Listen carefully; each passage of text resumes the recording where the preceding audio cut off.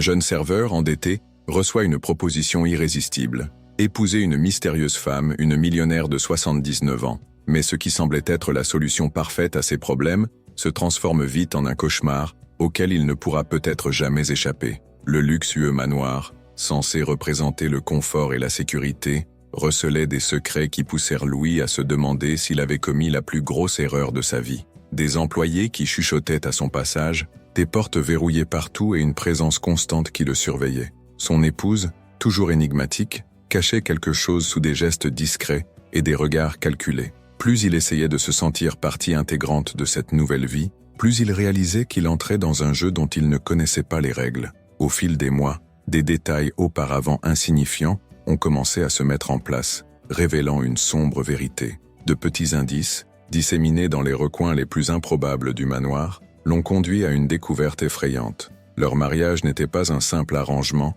mais faisait partie d'un plan beaucoup plus vaste. Il ne restait plus qu'une question. Aurait-il encore le temps de s'échapper ? Préparez-vous, car ce que Louis a découvert est quelque chose que personne n'aurait jamais pu imaginer. La révélation finale va tout changer, et vous ne voudrez manquer aucun détail de cette incroyable histoire. Louis passait de longues heures derrière le comptoir du restaurant, prenant les commandes à la hâte alors que la file d'attente s'accumulait. L'odeur de l'huile chaude imprégnait leurs vêtements, et le bruit des appareils électroménagers remplissait la pièce d'un bruit constant. Ses journées se limitaient à servir des hamburgers et des frites à des clients impatients, sans avoir le temps de penser à autre chose qu'à la prochaine commande. Au fond, il savait que ce travail n'était pas sa destination finale. Il en voulait plus. Il rêvait d'une vie différente, mais les factures empilées sur la petite table en bois de son appartement lui rappelaient que rêver était un luxe. L'école de commerce, qu'il essayait de fréquenter le soir, semblait de plus en plus éloignée de la réalité épuisante à laquelle il était confronté quotidiennement. Les changements d'équipe lui rappelaient encore une fois que sa vie était piégée dans un cycle auquel il ne pouvait pas échapper. Le trajet pour rentrer chez soi semblait toujours plus long les jours où il restait tard au travail. Sa routine était répétitive et fatigante, mais ce qui l'inquiétait le plus n'était pas l'épuisement physique, mais le poids des responsabilités qu'il portait. Son père, affaibli par l'âge et les problèmes de santé, dépendait de lui pour tout. La petite pension qu'il recevait couvrait à peine ses médicaments. Et Louis savait que sans lui, la situation serait encore pire.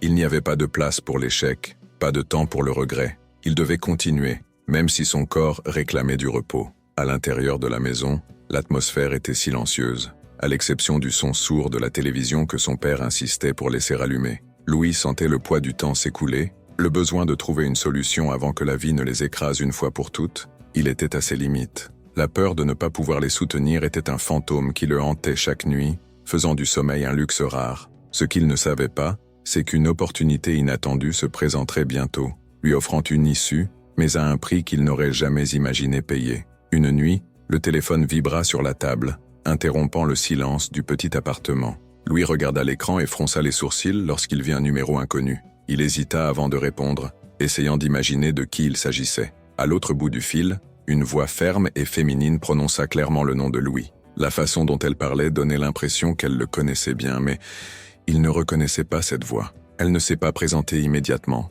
Elle a simplement déclaré qu'elle connaissait sa situation financière et qu'elle avait une proposition qui pourrait changer sa vie. Son ton était calme et assuré, comme celui de quelqu'un habitué à donner des ordres et à attendre qu'on lui obéisse. Louis a essayé de l'interroger, mais avant qu'il ait pu dire quoi que ce soit, elle a pris rendez-vous et a raccroché, ne laissant qu'une adresse et une heure. Le téléphone portable resta quelques instants dans sa main, comme si le tenir pouvait l'aider à mieux comprendre ce qui venait de se passer. Le café recommandé se trouvait dans l'un des quartiers les plus sophistiqués de la ville, un endroit qu'il éviterait normalement, car un simple café coûtait plus cher qu'une journée complète de travail au restaurant qu'il employait. L'odeur du café fraîchement moulu mêlée au parfum de gens bien habillés, qui parlaient à voix basse, un contraste absurde avec l'agitation des lieux qu'il fréquentait. Il ne se sentait pas à sa place, un intrus dans cet environnement où tout semblait fonctionner à un rythme différent du sien.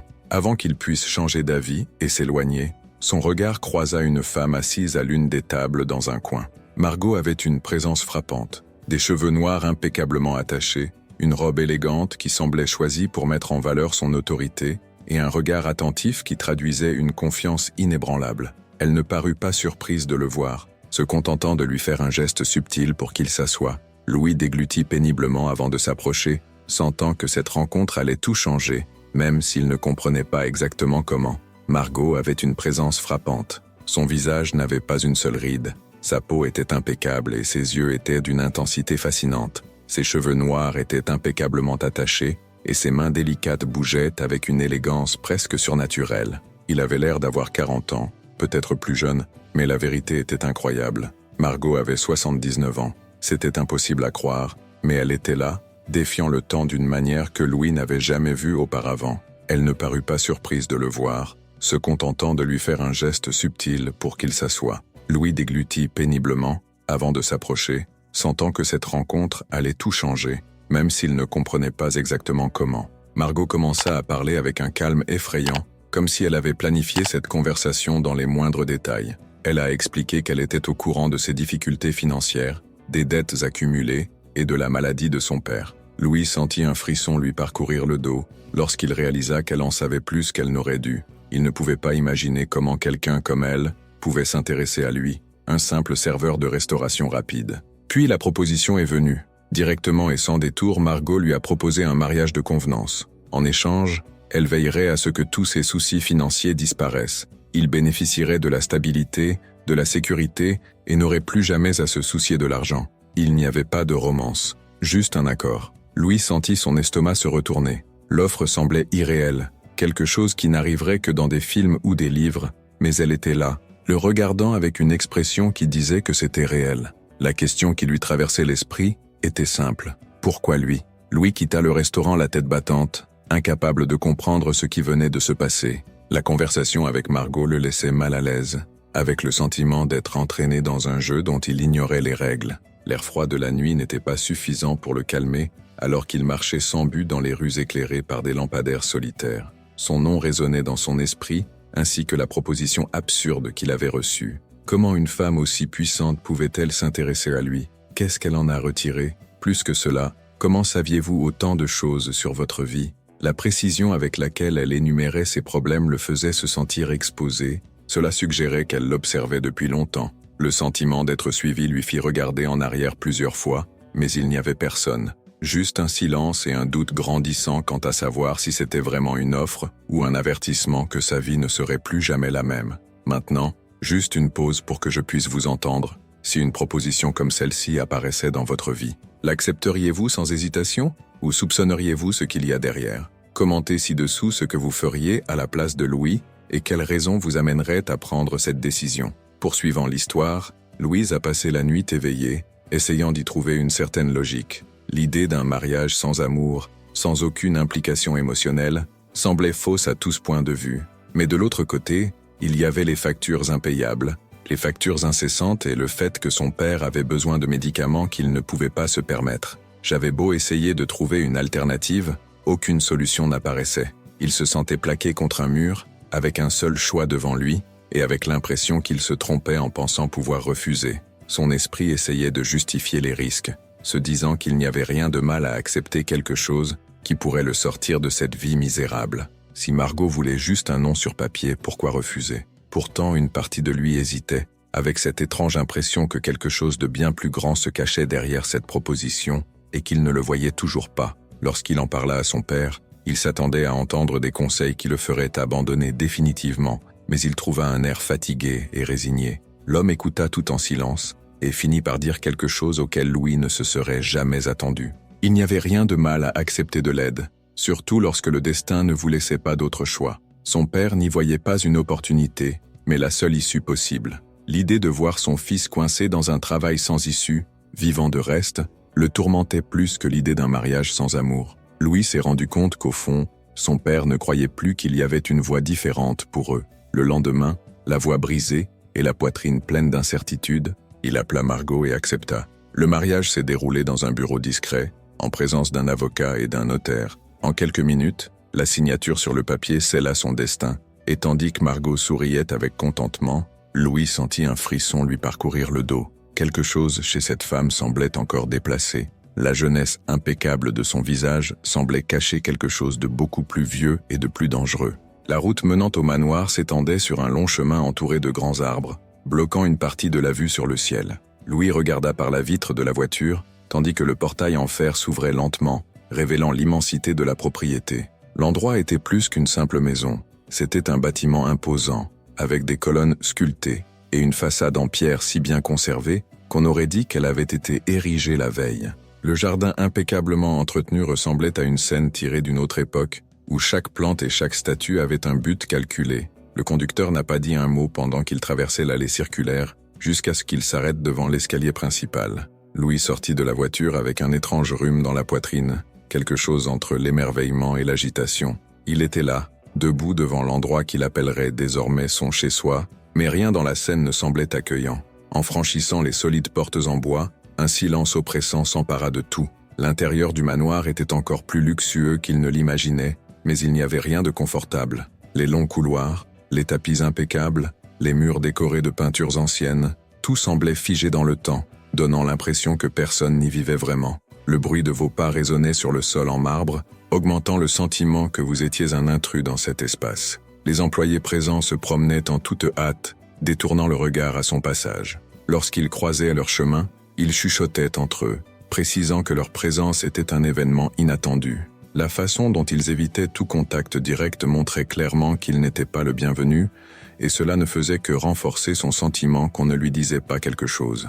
Margot apparut en haut des escaliers, impeccable comme toujours. Son regard était calculé, analysant chacune de ses réactions sans rien montrer d'autre qu'une froide sérénité. Sa posture était la même que lors de leur première rencontre, distante et inébranlable, comme s'il n'était qu'un élément parmi d'autres dans un plan plus vaste. Sans sourire ni montrer le moindre enthousiasme, elle lui fit simplement signe de monter. Il n'y a eu aucun mot de bienvenue, ni aucune tentative pour rendre la situation moins inconfortable. Louis sentit la tension se répandre dans tout son corps alors qu'il avançait, essayant d'ignorer l'atmosphère étrange qui semblait alourdir le manoir. Il ne savait pas ce qu'il attendait au-delà de ces couloirs interminables, mais une chose était sûre, cet endroit cachait des secrets et d'une certaine manière, il en faisait partie. Louis passait ses journées à errer dans les vastes couloirs du manoir, plongé dans un silence presque absolu. Margot était rarement présente, et les employés, même présents, restaient distants, agissant comme si son existence n'était qu'un détail dans cette routine rigide.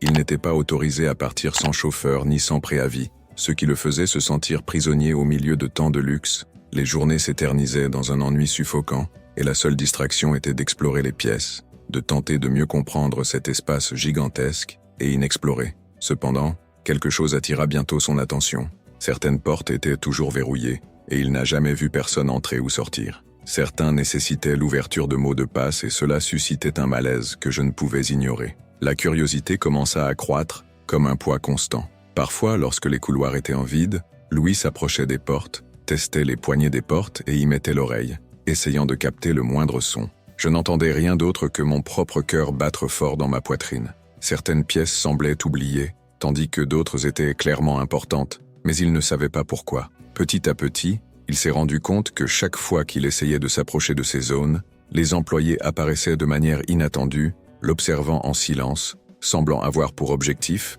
de lui faire renoncer à sa curiosité. Que cachait-il? Pourquoi Margot avait-elle besoin de tant d'endroits inaccessibles dans sa propre maison? Les questions s'accumulaient, et il savait qu'il ne pourrait pas se reposer tant qu'il n'aurait pas trouvé au moins une réponse. C'est lors d'une de ces explorations solitaires que Louis rencontra quelque chose d'étrange.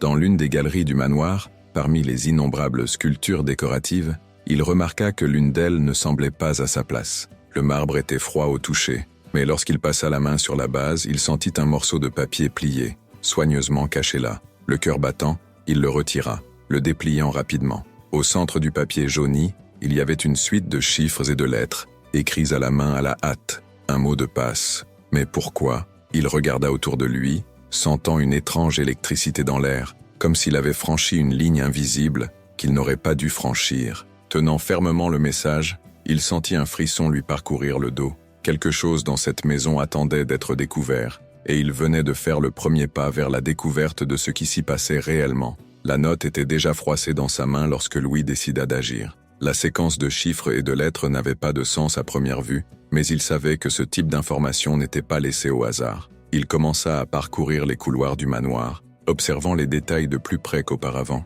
Son regard cherchait désormais quelque chose de précis, un panneau, un clavier caché, tout ce qui suggérait un mécanisme de sécurité. Il a testé le mot de passe de certaines portes équipées de serrures électroniques, mais aucune ne s'est ouverte. Le défi était plus grand que ce à quoi je m'attendais. Le manoir était immense, et il n'avait aucune idée de l'utilité de ce code. Malgré cela, il sentait qu'il était proche de quelque chose d'important, quelque chose que personne ne voulait qu'il découvre. Prenant son temps, il commença à cartographier mentalement les portes équipées de systèmes de sécurité. Il prit un petit bloc-notes caché dans la poche de son pantalon et griffonna un croquis de la maison, marquant les endroits qu'il avait déjà essayés. Certaines portes donnaient sur des salles communes, d'autres ressemblaient à des dépôts d'objets oubliés, mais certaines restaient mystérieuses. Il avança prudemment, évitant d'attirer l'attention. Il savait que si Margot ou n'importe quel employé le surprenait en train d'essayer d'ouvrir des portes verrouillées, il lui faudrait trouver une excuse convaincante. À chaque tentative ratée, sa détermination grandissait. Il refusait de croire que cette note avait été laissée là sans raison. Le temps passait lentement, et la patience était sa seule alliée. La dernière porte se trouvait au bout d'un couloir rarement utilisé. Les fenêtres étaient recouvertes de lourds rideaux et le silence y était plus profond que dans le reste de la maison. Le cœur de Louis s'emballa alors qu'il tapait la séquence sur le clavier et entendit un léger clic. Il tourna prudemment la poignée et la porte s'ouvrit. La pièce était différente des autres. Un bureau personnel, plein de meubles anciens et une immense bibliothèque qui recouvrait tout le mur. Sur le bureau, des photos de Margot beaucoup plus jeune, à côté d'un homme qui ne pouvait être que son défunt mari. Les deux souriaient, s'embrassaient, l'air heureux. Mais si ce bureau était si personnel, pourquoi était-il isolé du reste de la maison? Qu'y avait-il qu'il fallait si bien protéger? Un frisson lui parcourut le dos. Il venait juste d'entrer dans un espace où il ne devrait définitivement pas se trouver. Louis ouvrit l'un des tiroirs du bureau et trouva un vieux dossier en cuir, rempli de documents jaunis par le temps. Son cœur se serra lorsqu'elle vit le nom de sa mère sur plusieurs pages, mêlé à celui d'un homme dont il était désormais clair qu'il était le défunt mari de Margot. Il feuilleta rapidement les journaux, sentant une pression suffocante dans sa poitrine.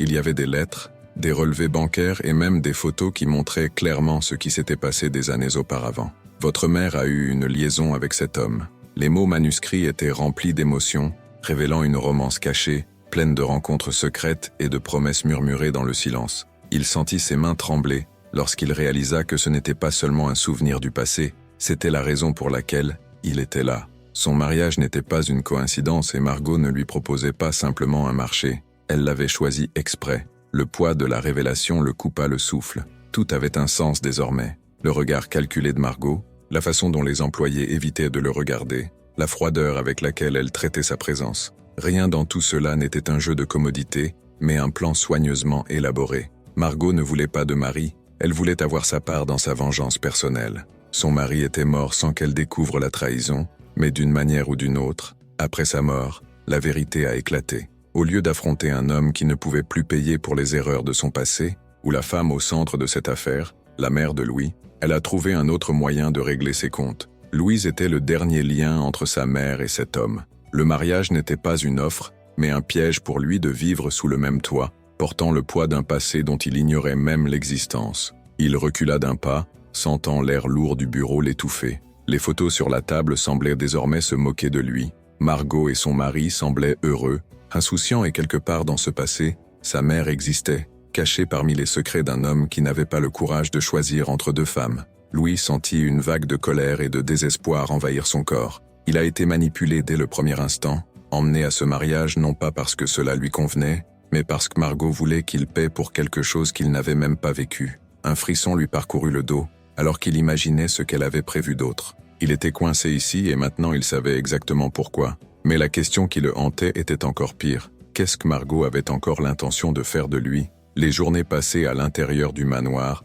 sont devenues un lourd fardeau pour Louis après sa découverte. Le silence, autrefois inconfortable, semblait désormais étouffant. Il devait agir naturellement, garder son expression neutre et faire comme s'il ne savait rien. Mais à chaque rencontre avec Margot, il sentait le poids d'un jeu dangereux s'intensifier. Elle avait commencé à l'observer de plus près, évaluant ses gestes, son emploi du temps et même ses moments de distraction. De petits détails qui passaient auparavant inaperçus semblaient désormais froidement calculés. Il remarqua que ses questions sur la maison ou sur le passé de son mari recevaient des réponses de plus en plus courtes, et que sa relation avec le personnel devenait quelque chose que Margot avait clairement planifié. La tension augmentait chaque jour, rendant impossible d'ignorer qu'elle soupçonnait qu'il en savait plus qu'il n'aurait dû. Le sentiment d'être observé est devenu une certitude. Chaque fois qu'il tentait de quitter les espaces communs, un employé surgissait de nulle part, prétendant être en train de réparer quelque chose ou lui demandant s'il avait besoin de quelque chose.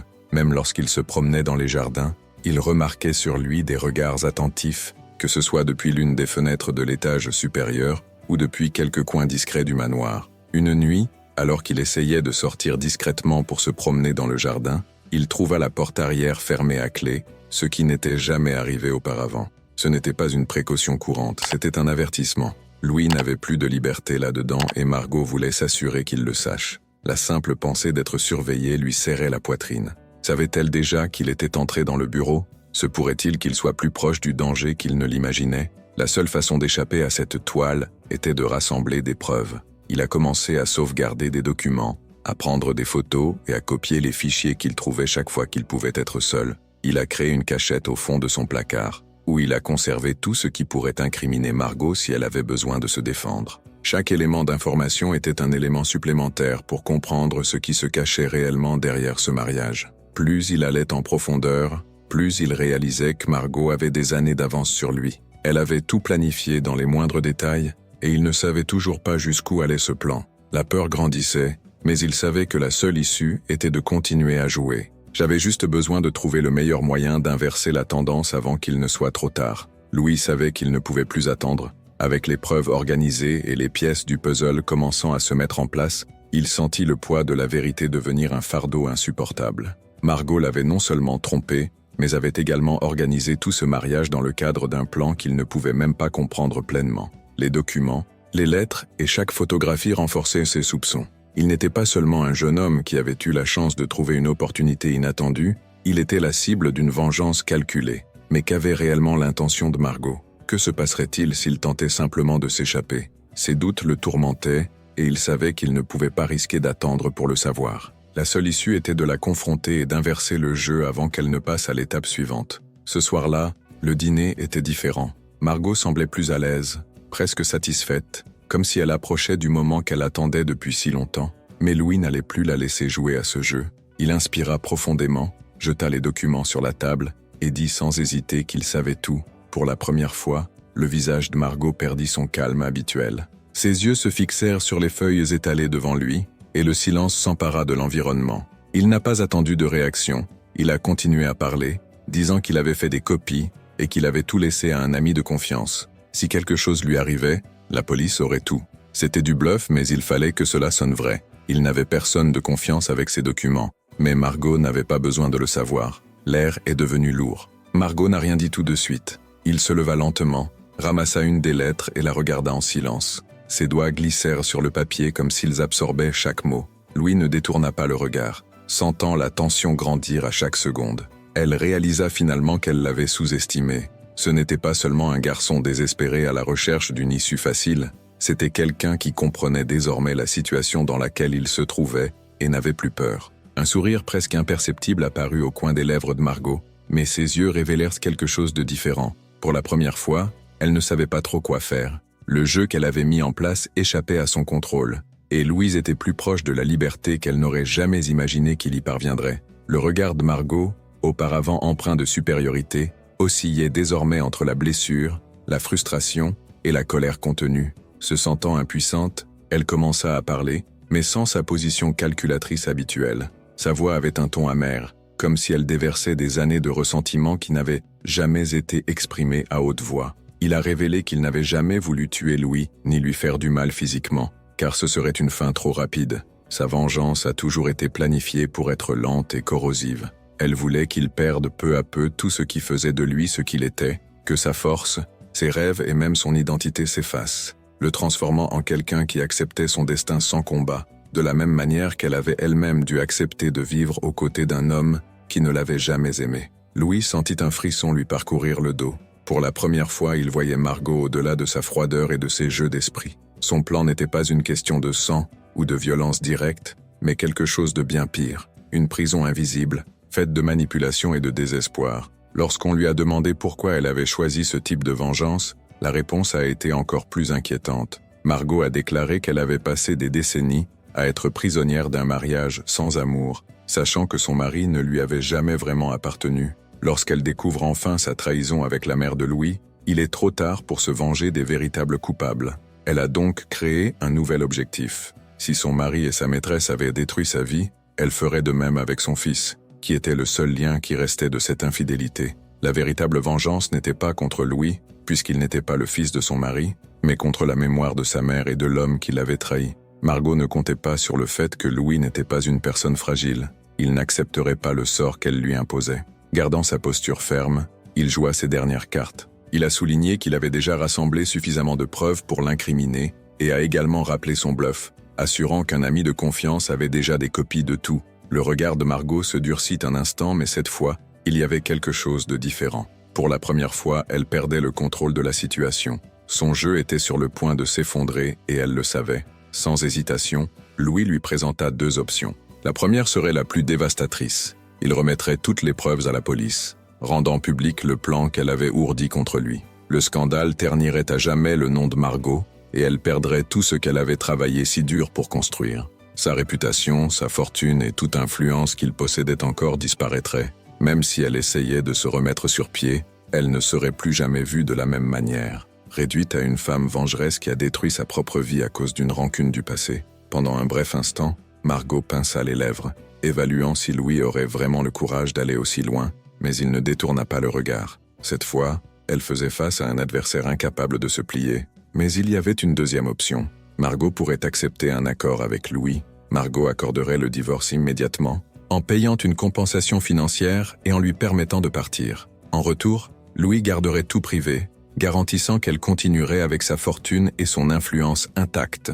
Il ne voulait pas se venger, juste sa liberté. Avec cet argent, il pourrait rembourser ses dettes, soigner son père et recommencer sa vie loin. Margot resta silencieuse, ses yeux analysant Louis, comme si elle cherchait une opportunité pour reprendre le contrôle. Mais il ne lui laissa pas d'espace. Le silence entre eux devint dense, jusqu'à ce qu'elle laisse finalement échapper un profond soupir. Sans alternative, Margot a cédé, acceptant l'accord sans rien dire d'autre. Le lendemain, les avocats se sont présentés à la maison, apportant les documents qui officialiseraient la fin de ce mariage malsain. Margot était assise à table dans la grande salle, regardant au loin, réfléchissant à l'issue inévitable de cette situation. Il signait les papiers d'un mouvement froid et machinal, sans manifester d'émotion, mais son expression n'était plus celle de la victoire ni de la défaite, mais d'une profonde fatigue. En cédant et en déclarant sa défaite à Louis, elle avait également perdu son propre objectif. Louis observait tout en silence, attendant le moment où il serait enfin libéré de ce jeu.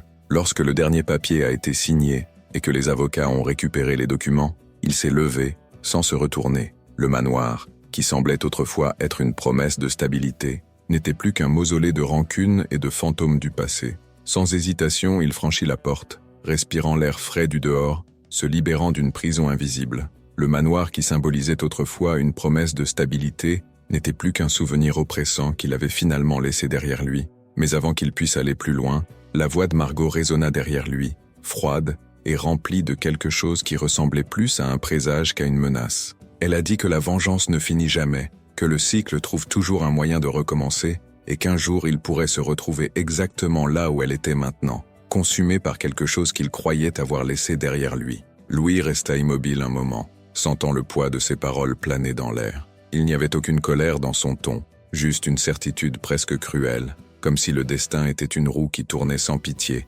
ramenant toujours quelqu'un au même point. Mais il refusait d'y croire. Sans se retourner, il continua de marcher, chaque pas l'éloignant de cette maison, de cette femme et de cet avion malade dans lequel il faillit se perdre. Il n'y avait plus de chaînes invisibles qui le liaient. Il était libre. De cette façon, Louis quitta le manoir, en passant par la même imposante porte de fer par laquelle il était entré, mais cette fois en sentant le poids des cicatrices invisibles qu'il portait derrière lui et en même temps, une nouvelle clarté émergea en lui. Toute sa vie, il avait sauté sur chaque opportunité qui lui semblait être une issue, sans remettre en question les intentions qui la sous-tendaient. Maintenant, il voyait clairement ce qu'il n'avait jamais vu auparavant. Sa liberté ne viendrait pas de quelqu'un qui le sauverait, mais des choix qu'il ferait à partir de ce moment. L'amère expérience qu'il a vécue n'était pas seulement un cauchemar dont il se réveillait, mais une leçon sur jusqu'où il pouvait aller pour trouver un chemin qui était vraiment le sien. Il n'était plus un pion dans le jeu de qui que ce soit. Il comprend désormais que son indépendance ne dépend que de lui.